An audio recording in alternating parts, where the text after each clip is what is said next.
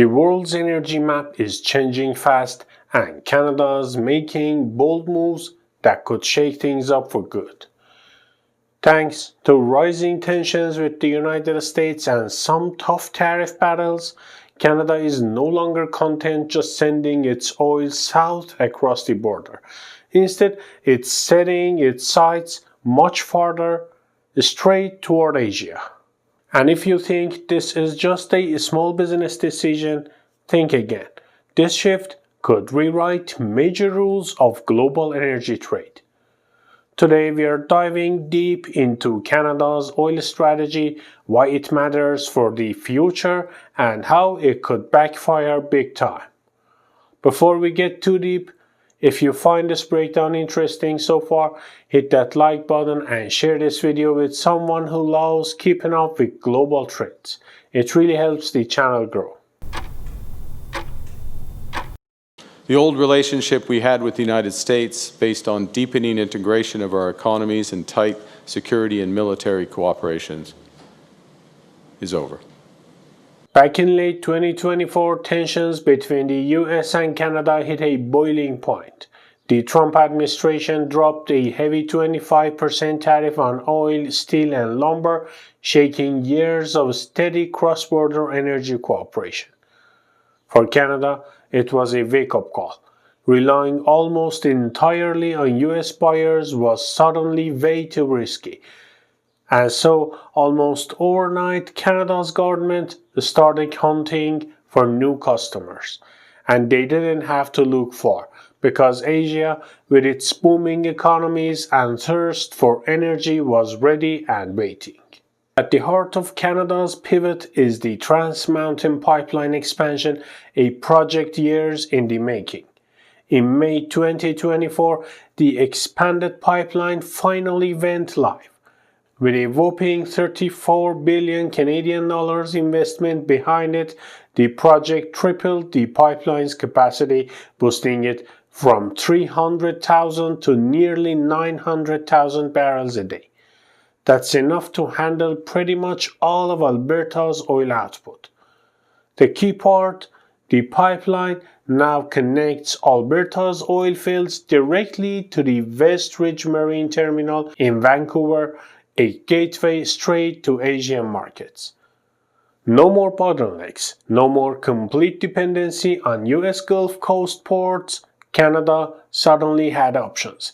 By early 2025, the strategy was clear.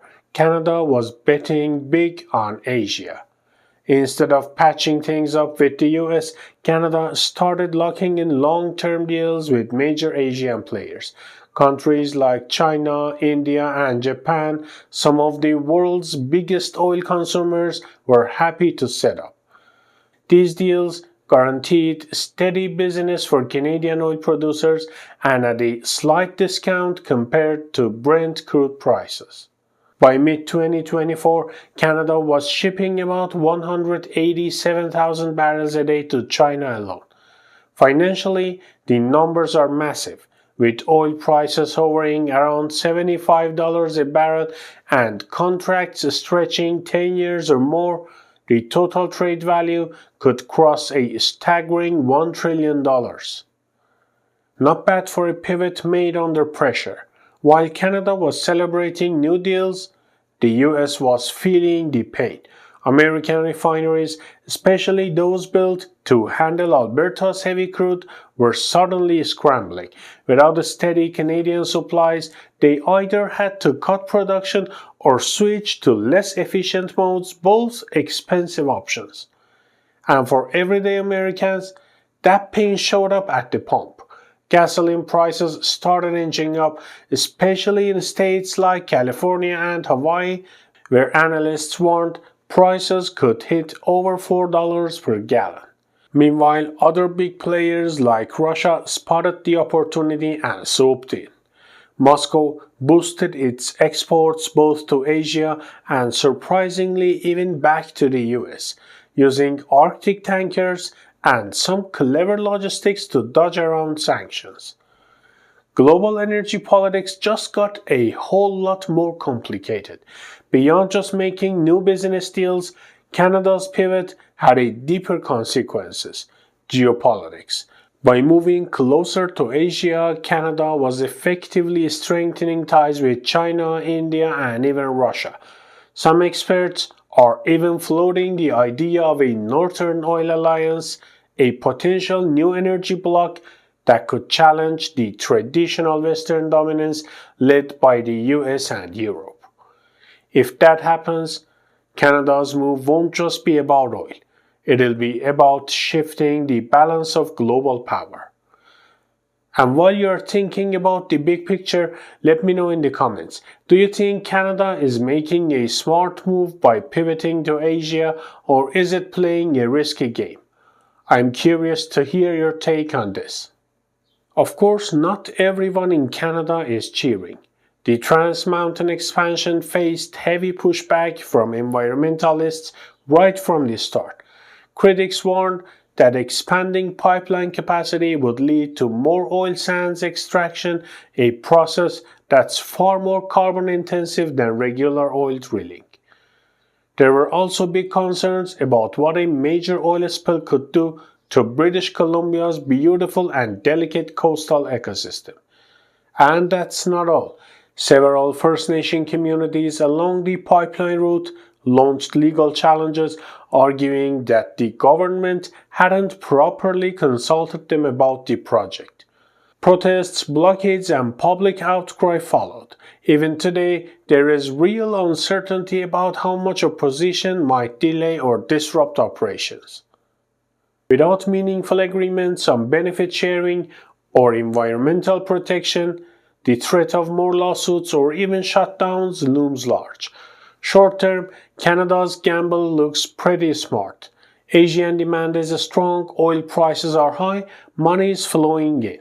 But looking a little farther ahead, things get murky.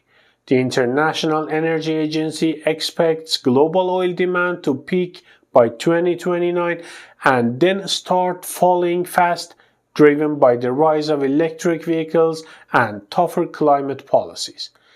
China and India, Canada's new big customers, are racing ahead on EV adoption.